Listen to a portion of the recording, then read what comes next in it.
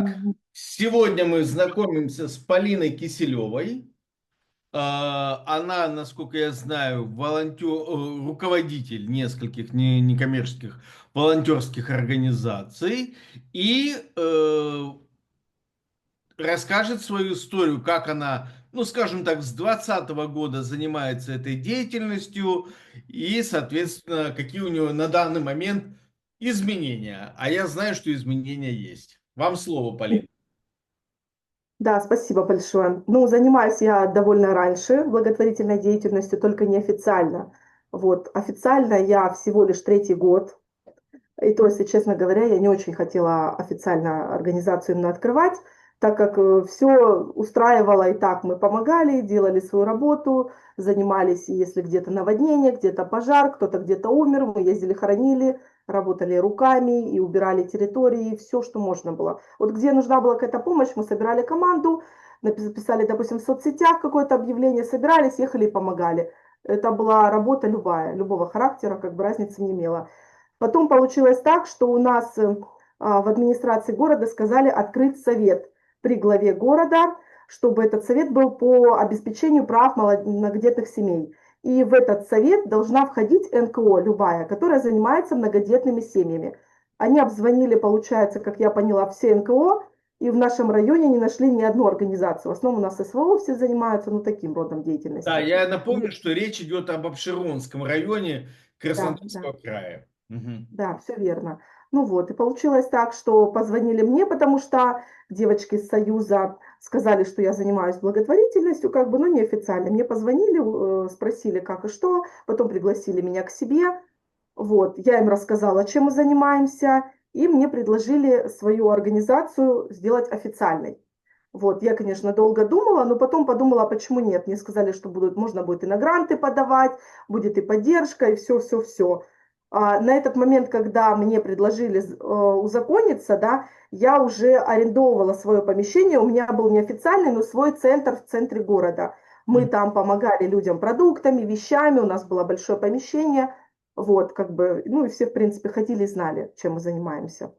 Ну и я решила, что нужно нам тогда оформиться. Мне, естественно, помогли с оформлением, юристы, девочки из Сопейки, они помогли мне устав напечатать, мы как бы поработали, как бы в этом плане мне полностью помогли. И, в принципе, там несложно было ее открыть. И через полтора месяца, когда организация уже открылась, я познакомилась с девочкой одной, с юристом очень хорошей, и она мне говорит, что чтобы работать по моей деятельности, нужно уже создавать благотворительные программы и более уже обширно брать. Как бы так как я работала, это немножко неправильно. Научила меня многому. Мы с ней уже открыли и женский клуб, и благотворительный программ, много-много подпрограмм, и начали уже как бы деятельность такую достаточно массовую, я хочу сказать. Мы уже и помогали многодетным мамам, у кого детки инвалиды, сейчас помогаем инвалидам, и средства реабилитации у нас было, и как бы, ну, вообще там не пересчитать, и бабушкам помогали, и дедушкам, и всем-всем-всем. Вот, как бы, и я в таком ракурсе работала, в 2 года почти вот сейчас. Потом мне, честно сказать, содержать мое помещение было невыгодно. Дорого, это аренда, это коммуналка, это как бы все-все-все, и выходила сумма достаточно большая. Меня пригласили на совещание, потому я каждый месяц почти ходила в администрацию. И там мне сказали, что можно получить бесплатно помещение от администрации для моей организации. Вот. Ну, я хочу сказать, что я долго его ждала. Сначала одно предложили, потом получилось так, что там что-то не получилось. И где-то через полгода, наверное, если не больше, Мгм. мне предложили на моей улице, где я живу рядышком с домом, помещение старое, оно как бы под взнос идет, естественно, но оно как бы функционирует. И предложили мне взять помещение вот это. Когда я взяла ключи, мы приехали смотреть, получилось, что помещение, естественно, там половину полы сгнили, там ужасное было помещение, но меня это радовало, я поблагодарила, потому что крыша как бы бесплатно, на безвозмездной основе на 5 лет, это тоже было очень хорошо. Мы, естественно, нам помогли знакомые хорошие, мы сделали там ремонт полностью, там хороший очень ремонт в 3 комнатах, ну и закупили туда и стеллажи, и вешалки, и все-все, начали там работать, делали даже кружки для детей на лето бесплатные с учителями, ну, как бы и мастер-классы, у нас там было все как магазин. Что бы ни случилось, человек может прийти туда и получить помощь. Вот, какого бы она рода ни была. Много с кем мы заключали договора сотрудничества. С Фейсином у нас Апшеронского района до сих пор договор. Я ТЖС им помогаю семьям, они привозили мне семьи, которые у них на учете. Мы помогали вещами, продуктами, как бы все официально, все по актам, все как положено. Вот. Ну, в принципе, все пошло неплохо. А потом получилось так, что мне сказали, что я же должна коммуналку платить, но я и не отказываюсь ее платить, естественно. Мгм. Но нужно было оформить это здание все на себя, как бы коммунальные платежи, договора. И я столкнулась с первой проблемой, то, что много не хватало документов. И мне пришлось бегать очень много, там заплати, там добудь, там сделай. Честно говоря, я месяца два, наверное, просто ноги сбила по всем этим инстанциям. Кое-как я оформила все на свою организацию. И когда нужно было платить первую платежку, все другие организации, которые находились в этом здании, естественно, сказали, на каком мы основании будем платить. Мы тут безвозмездно, кто ты такая, до свидания. Вот так. Хоть там и фонд защитники Отечества сидят, ну, понятно, они государственные, они от Путина, как бы, они, понятно, что нигде ничего не платят. Но они-то находятся, да, в этом здании. Потом боевое братство, еще что-то, еще там, получается, Министерство природных ресурсов, Мгм. вот. Единственная автошкола находилась сзади, они вот за газ платили. Все, как бы с ними не было проблем. Ну и мы начали платить одну платежку, вторую платежку, и это стало расти. Зимой эта коммуналка большая. Мгм.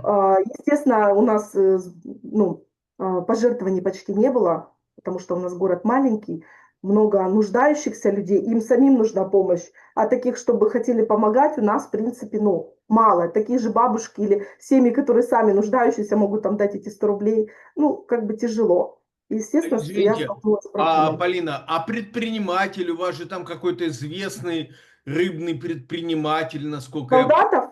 Да, Солдатов. Я, Солдатов? когда жил в Горячем Ключе, покупал его продукцию, он известный Да, микроолигарх. он хороший, действительно. Это Да, правда. Он у нас как президент Обширонска. Но да. я к нему не ходила, я скажу честно. Я к нему не ходила, но я договор подписывала с его сыном, у Мгм. которого рыбные магазины сейчас. Я ставила туда официальный бокс для сбора денег. Ну, Мгм. потом он кафе закрыл, там что-то закрыл, и в итоге, что мы ставили, мы их аннулировали, смысла не было. Все как бы знают, что есть моя деятельность, но они больше помогают. У них там союз армяний, они вот там помогают, фестивали, там туполевая кухня. У них как бы немножко другое, и он там, естественно, помогает. Был Мгм. как-то благотворительный концерт такой на кордоне большой, я просила наших вот людей, знакомых, да, чтобы провести его. Он там, да, он помог, он там денежку перевел, как бы так, в принципе, он занимается помощью. Но нам он не помогал, я к нему и не ходила, честно говоря. Понятно. Ну, как-то не знаю, не пришлось мне. Мне Мгм. говорили, пойди по заводам, а для меня как-то ходить с протянутой рукой, ну, не знаю. Ну, я лучше пойду заработаю. Это будет мне проще и потрачу, чем я буду у кого-то просить там. Но они все знают, все слышали. Ну, никто, если сам не захотел инициативу свою проявить, то я ходить просить их, помогите мне, что мне тяжело, да, как бы скажут, а зачем ты открывала эту организацию, если ты не Понятно. можешь ее сейчас А содержать, подскажите, да? пожалуйста, донаты, ну так, если в ретроспективе посмотреть, со времен ковида с 2020 года, они падают, то есть люди меньше жертвуют или примерно одинаково? Честно сказать, что, допустим, в моем случае, что было никак, что осталось никак. Мгм. Пожертвования очень были скудные. Последнее время, когда уже центр я открыла здесь, вот это потому что у меня третий центр, там вообще пожертвований не было. Жертвовали только близкие, друзья и свои же волонтеры. У нас есть один, конечно, спонсор, спасибо ему большое. Это у нас Карю Аршакович. Вот, у него гостиничный бизнес в Сочи, еще там что-то. Ну, как бы, я знаю его семью хорошо, и он меня знает, доверяет. Вот было такое, что надо там средство реабилитации какое-то купить, там ту Мгм. кресло, ту коляску. Я ему могу позвонить, объяснить ситуацию, и он, естественно, покупает это. Вот такой человек у нас всегда был на протяжении этого времени. Он нам помогал, помог нам с ремонтом. Вот в таком плане, да, не могу сказать. Как бы, если что-то где-то случилось, мы можем позвонить, сказать, надо, вот такая у нас крайняя ситуация. Он даст. Это единственный человек, который помогал на протяжении вот всех лет. Мгм. Все. Потому что как бы сам давно занимается тоже благотворительностью. А так в Обширонске, в принципе, ну, таких нету. Максимум, если, наверное, за месяц самое большое, если приходило пожертвование, это, наверное, 5000, это просто потолок. А А, у нас да, коммунальные платежи только большие были. Да, понятно. А скажите, пожалуйста, Полина, а вот в этой истории с Анапой, с разливом мазута вы как-то участвовали в вашей волонтерской деятельности? Нет, нет. У нас как бы знакомые мои, которые вхожи в нашу благотворительность, они ездили, но мои волонтеры и я, мы не ездили, нет. Больше у нас ездил отдел молодежи, вот от администрации люди, Мгм. вот кто официальных таких организаций, их как бы отправляли, они доездили. Были, конечно же, мои девочки, с которыми я сотрудничаю, они ездили, там работали, это фотограф Татьяна Литвинова, она там постоянно, да, там с девчонками. Кто сам как бы изъявил желание, у кого была возможность, они поехали. У меня маленький ребенок, я, к сожалению, не смогла. Я бы с удовольствием поработала, но у меня не получилось. Понятно. А еще вопрос такой. Ну, вы уже сказали, что вы с администрацией по помещению взаимодействуете. А как вы свою деятельность освещаете в социальных сетях? И были, может быть, были претензии со стороны администрации, что ты не так о нас написала? Или такого не было? Нет, я, в принципе, ничего такого никогда не выставляла, чтобы там указать на их недостатки или что-то, к примеру, да. Нет, такого никогда не было. Все, что освещалось, все было нормально. Я как-то записала видео, потому что я уже им центр отдала, здание, получается, договор мы расторгли. И я писала видео, что вот у нас такая проблема, что у нас трудности и все такое, что я здание буду отдавать. Да, конечно, было много комментариев. После этого стали мне звонить с администрации девочки и говорить, что они меня поставят на какую-то там очередь или на что-то там, что мне будут, получается, денежку за коммунальные услуги мне будут как бы компенсировать. Но потом, когда я пошла к замглавы, потом попросила и совещание, и там я поняла, что должно пройти 3 года после того, как моя организация работает, и тогда только можно уже на что-то там, как говорится, что-то ждать, какую-то помощь, поддержку. А так как у меня 3 лет еще не было, в принципе, мне ничего не положено. Мне был положен грант, я на него подавала, но мы даже на верификацию не прошли, к сожалению. Вот. Мгм. Ну, как То бы, есть ваши было. надежды на то, что организация, юридическое лицо сможет получить бюджетное финансирование, не оправдались? Нет, нет, никаких помощи ниоткуда не было. К сожалению, да. Мы думали, что мы на грант, если подадим, ну да, они нам письма помогли поддержки дать, как бы, что хоть как-то какие-то программы можно будет или что-то вести, но, к сожалению, нет, ничего не получилось. И хотя бы даже ту же коммунальные платежи, которые не только за меня, за все здание должны были нам компенсировать, тут тоже ничего не получилось. Предлагать предлагали, но потом, когда выяснилось, что, ну, это все, как сказать, грубо говоря, неправда. Это надо все ждать. Потом меня позвали на небольшое совещание такое, где позвали соседей выяснить ситуацию, вот эту проблему, что я ухожу из-за того, что мне тяжело все это тянуть. И там как бы наш замглавы сказал, дал распоряжение подготовить смету, и чтобы мне все эти комнаты, все организации сплотили свою часть. Ну, это было конец февраля, сегодня уже конец мая. Естественно, никто ничего не сплачивал, меня не вызывали, как я поняла, ничего и не будет. Я молча все позаплатила, последние все платежи по нулям, закрыла все договора, дала им ключи, расторгнула и ушла. И приняла решение закрыть вообще свою деятельность, потому что на данный момент очень много просьб. У нас, получается, кто-то умер, кого-то там сбили, да, там кому-то там бабушке надо сиделку, где-то кого-то накормить, там, ну вообще вот такие даже мелочные, все бегут к нам. И я одна, так как я одна у нас в организации, есть еще несколько волонтеров, но они все, девочки тоже многодетные, у них у всех, самих маленькие дети, они по мере возможности помогают, и мы вот это вот впятером там гребем это все, ну сложно, очень сложно. И Мгм. я приняла решение, что я буду помогать по силам. Ага. Вот. А вот эти ваши соседи, они вроде тоже занимаются какой-то благотворительной деятельностью, типа, но при этом они вам не спешили помогать ни в чем, ни за себя коммуналку платить, ни что-то еще делать. Просто соседствуя с вами в одном здании. Ну, они занимаются тоже как бы благим делом. Они помогают СВО, к ним много людей приходят, они занимаются, там, находят, там еще что-то. У них там и гуманитарную помощь им привозили. Да, у них много идет помощи, но у них больше официальная. У них там и ДНК они сдают, все, все, все, все. Ну, там же ж люди подневольные, они же ж У них там вышестоящие, как говорится, начальство, и от них ничего не зависит. Они их там устроили на работу, они пришли и работают. Их остальное не волнует абсолютно. Коммуналка, там проблемы, там свет сломался, были 2 месяца без света, пока я уже не позвонила в администрацию, не попросила починить свет. Ну, как бы такие даже мелочи их не касались. Что и как. Мгм. Они пришли, отработали день и ушли. Это я уже хожу, мусор убираю, цветники делаю, белье крашу, чтобы все было красиво. А им как бы, ну, валяется мусор, им пусть валяется, нам-то что. Ну, грубо А- говоря, так. Понятно, это филиальные структуры, получается, Да, вертикально да, да, да. интегрированных компаний, ну, в смысле организаций. Понятно. Ну, да. Еще такой вопрос. А вот как вы свою деятельность освещали, если освещали в социальных сетях? Да, мы создали сайт свой. Мгм. У нас есть и сайт, но он, честно говоря, успехом не увенчался. Он так как бы есть, и был, и есть на данный момент. В этом году мы его продлевали, пытались как-то его улучшить, все туда выставлять. Вот. Также, получается, у нас Инстаграм есть, ВК есть, Одноклассники есть, у нас Телеграм-канал. Но больше всего у нас группа WhatsApp. Она у нас самая такая была бурная, где Мгм. там вся помощь, кому что-то надо, что-то случилось, люди просят, люди отдают, и как бы мы все рассматривали так.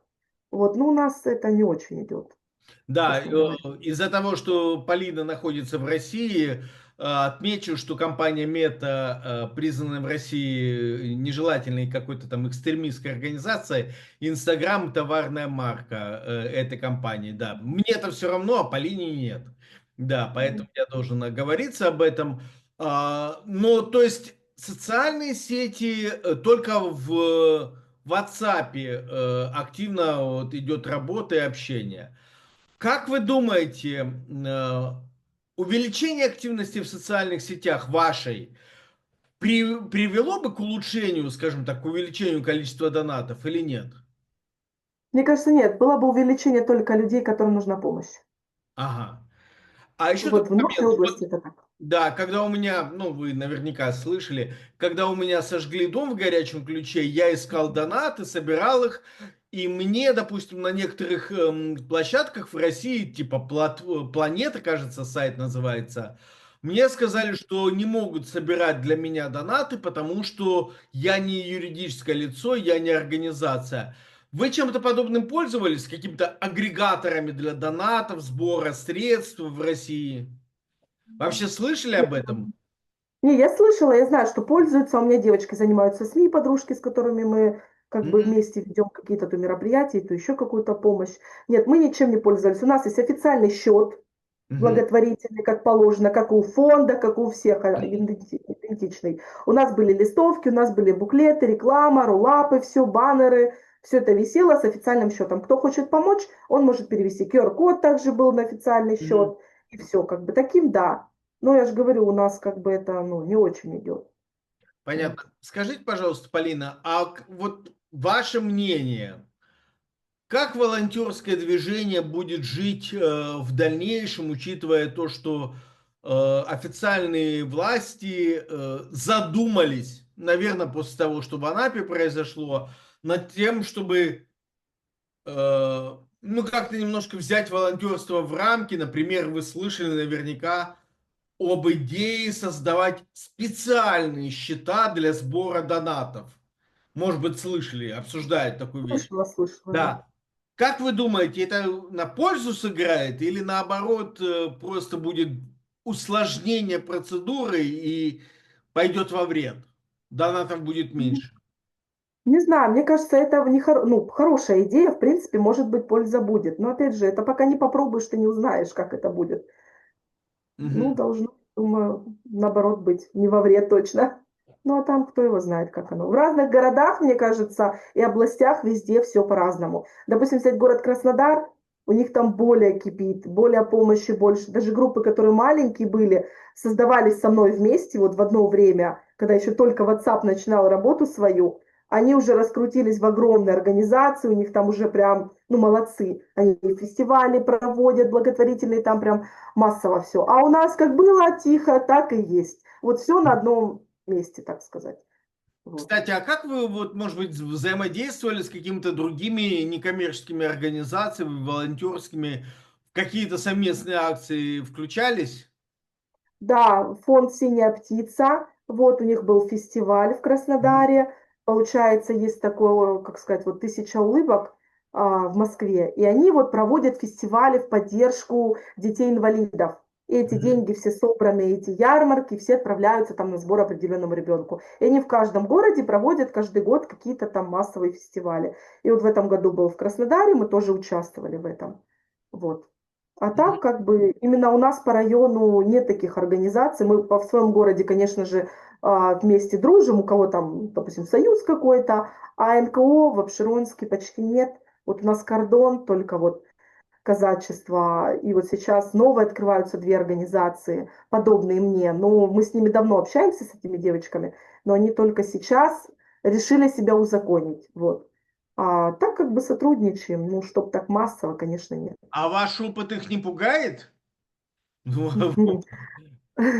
Ну, честно сказать, они, наверное, мною и научены, больше так сказать. Они со мной Ага. познакомились, пообщались, видя, как я работала, и сделали себе, тоже решили открыть. Но у них немножко другая направленность, и они считают, что я неправильно все делала, неправильно работала, из-за этого у меня получилось эмоциональное выгорание, и у меня ничего не получилось. Они считают, что у них это получится больше, лучше и так далее. А Некоторые какая у уже. них, а какая у них, извините, другая направленность? Ну вот смотрите, допустим, девочка одна, она начала заниматься СМИ, вот, после она вступила в Союз женщин России, вот, Мгм. стала у нас руководителем, попросила меня с ней вместе быть, но я почитала устав, и всю их деятельность, она для меня слишком сложная, я отказалась принять в этом Мгм. участие. Она как бы стала руководителем, потом она открыла ИП, потом она сейчас открыла НКО, правда не знаю, что там, но у них немножко, как сказать, они больше сейчас скажу, в Хадыженске у них там кружок, допустим, где детки занимаются, плюс они в горы там ходят с походами, они помогают мамочкам, получается, тем, у кого там, ну, допустим, мужья там умерли на СВО, поддержку дают, ну, у них немножко больше, ну, не такая помощь, как у меня, и они, Мгм. конечно же, занимаются немножко другим. И считают, что у них пойдет это лучше. Они уже на гранты поподавали, только открылись, везде, везде, всюду, и в администрации вступили во все, что можно было, ну, пытаются как бы везде войти во все структуры и думают, что это получится у них. Я как-то не очень люблю вот это вот, где надо, где не надо быть. Да, еще такой момент. Было ли у вас сотрудничество, ну, у вас есть депутаты, у вас есть депутаты местного уровня, уровня района, у депутата законодательного собрания. У нас с вами в горячем ключе в Хадыженске это один и тот же человек, Андрей Булдин. У нас Мгм. есть с вами один и тот же депутат в Государственной Думе, Сергей Алтухов.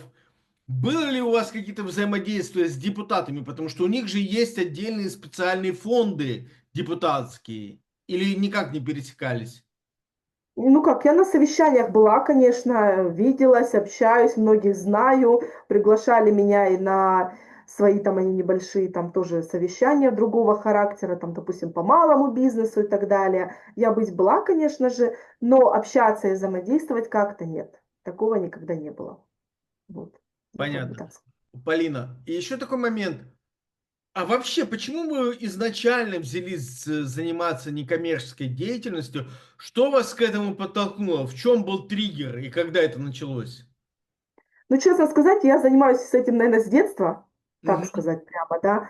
Я сама росла в бедной семье, меня воспитывала бабушка, и общалась я с такими детьми, у которых то мамы пьют, то родителей нету. Я с детдома общалась, у меня было много друзей. Мгм. С детства, наверное, вот, не знаю, может, это как-то повлияло на меня, что, видя вот это вот все, я, когда замуж вышла, начала помогать сначала то соседям, то дальним знакомым, то соседи соседям, то тем, то тем, то тем. И я поняла, что это мое. Я пыталась заниматься и бизнесом, и на работу выходить, и, ну, я не могу. У меня что-то возьмут, я это подарю. Даже вот я пыталась в Фаберлике, в Эйвоне, там какие-то там социальные, вот так вот социальными сетями работать. И я понимала, что это не мое в том плане, что бы у меня ни попросили, я никогда это не продам. Я всегда это отдаю бесплатно. Даже если я это купила, я продать это не могу. И Мгм. вот, и мы решили, что как бы откроем сначала группу и будем просто там помогать бесплатно. Не за шоколадку, не за какое-то там, как у нас, дайте рубль, дайте 5 и так далее. Нет, вот чисто бесплатно. И я поняла, что это моя стихия, это как бы все хорошо пошло, и вот так вот мы уже, получается, 8 лет, если вот так Мгм. взять, я конкретно занимаюсь вот благотворительностью. И мне это нравится, помочь кому-то, даже вот у кого-то что-то случилось, ты поехал, помог. Много неофициальных сборов мы вели, очень много, начиная там от онкологии, там малария, эпилепсия, там и ДЦП. Вот. И когда ребенок приезжает с реабилитации, и ему лучше, или ребенок за границей лечится и приезжает уже после онкологии как бы с нормальной динамикой, вот, в ремиссии, да, входит, и ты помогал всю ночами, не спал и старался как-то, как говорится, участвовал в этом сборе, да, чтобы ребенку помочь, и это действительно пошло на поправку, то это здорово. И я поняла, что это мое, я хочу этим заниматься, я этим живу, я этим, как сказать, питаюсь, наверное. Когда кому-то хорошо, то и мне хорошо. Ну, Это как вот. отлично, вы идейный человек, это прекрасно, редкое качество на самом деле, да. Как вы думаете, ну, если у вас сигналы со стороны администрации, жалеют ли они о том, что, ну, вы же наверняка им сказали, что вот все, ребята, потому-то, потому-то я не могу, вот ваши ключи, извините, не смогла, не получилось. Администрация переживает по этому поводу или не очень переживает? Ну, сама администрация, я не знаю, переживает, нет, конечно. Как-то там работники администрации, есть очень много хороших работников, вот спасибо им большое, прям таких вот женщин, умничек, так скажу. Они, да, они сразу многие, как без вас, а как, я им говорю, как есть. Я буду помогать, помощь моя меньше особо не станет, но неофициально. Это будет мне дешевле, проще, и я эти деньги, которые я плачу, налоги, там коммунальные платежи, еще что-то, я эту копеечку смогу отдать кому-то. Я могу что-то купить или просто отправить на какой-то сбор, и это будет толк, чем я отдам просто в воздух, так сказать. Вот, и они меня понимают. Больше, наверное, жалеет опека и попечительство. Они, наверное, больше всех горюют. Они, когда узнали, что я собираюсь закрываться, у них, конечно, был шок. Как так? Мы как бы сотрудничаем тесно, плотно, и у них больше всего так вот огорчения по поводу Понятно, меня. но, скажем так, подкосило вашу официальную деятельность то, что на вас повесили коммунальные услуги, и никто из соседей, почти никто не включился в это дело, в компенсацию, и то, что бюрократическая процедура была слишком запутанная, и поэтому вы, по сути, то, что могли, из чего вы могли помогать, вы отдавали просто за коммунальные платежи, за этот не очень-то и нужный офис. Правильно я понимаю? Ну, нет, он как бы нужный, он очень нужный. У нас центр это такая вещь была, которая как соцзащита. Ты придешь на документы подписать, там подать на какие-то там, допустим, льготы, пособия и так далее, а к нам ты можешь прийти и также попросить на программу, на проект, там, обратиться. Да, у нас даже были такие, что мужчину нужно было отправлять, а у него нет паспорта, и никто не может ему сделать, потому что ни у кого у нас в государстве нет такого, что пойти ему оформить. Естественно, обратились ко мне. Нужно срочно сделать мужчине паспорт. Это уже не первый раз, кстати, такое. Естественно, мы побежали, созвонились, знакомых-то у нас много, помогли ему, оплатили, сделали фотографию, поехал, сделал паспорт. Ну, как бы даже в таком некому обратиться. Вот умер человек, было такое, то авария, то человека просто, он был один, у него нет родственников, ехал поезд вот недавно, и его человек этого сбил. Все, хоронить некому. Мы обратились к администрации Ходышинска, нам сказали, что вроде как помогут, они его отправили в горячий ключ туда, в морг. А потом получилось так, что у них, как я понимаю, не выдается, наверное, на это средств. И все, и он там остался, и хоронить некому. Ну, как бы, естественно, мы взяли на себя инициативу, собрали денежек, поехали, встретили, похоронили, все сделали как положено. А кто этим бы занимался? Никто бы этим, ну, может, под номером бы, естественно, похоронили, но соседи его знали, да, они говорят, ну, как под номер, где-то похоронят, мы не будем знать. Мы как бы, ну тоже не по-человечески это. И много таких мелочей было в жизни, которые некому человеку обратиться. Или он боится. Он говорит, я пойду, допустим, обращусь, на меня комиссию вызовут, там детей заберут или еще что-то. И они бегут к нам за помощью, знают, что мы не будем снимать, не будем писать эту ситуацию. Очень много анонимной помощи, очень много. Вплоть до Мгм. того, что вот, там заболел ребенок, нету денег. Она говорит, я не могу вот нигде купить это лекарство, оно дорогое. Сейчас где-то скажу, мне скажут, а почему ты не можешь купить? И говорит, пришлют на меня комиссию, могут поставить на учет или еще что-нибудь. И многие этого боятся очень сильно. Естественно, обращаются к нам, а мы дружно стараемся помочь. вплоть до того, что приезжали, и убирались, и кушать готовили, и сиделками были, и в больницу отправляли женщин, которые просто колясочники, ну, делали все, что нужно. И делали это молча, да, я что-то выставляла немножко, какие-то посты небольшие писала, показать, что мы работаем.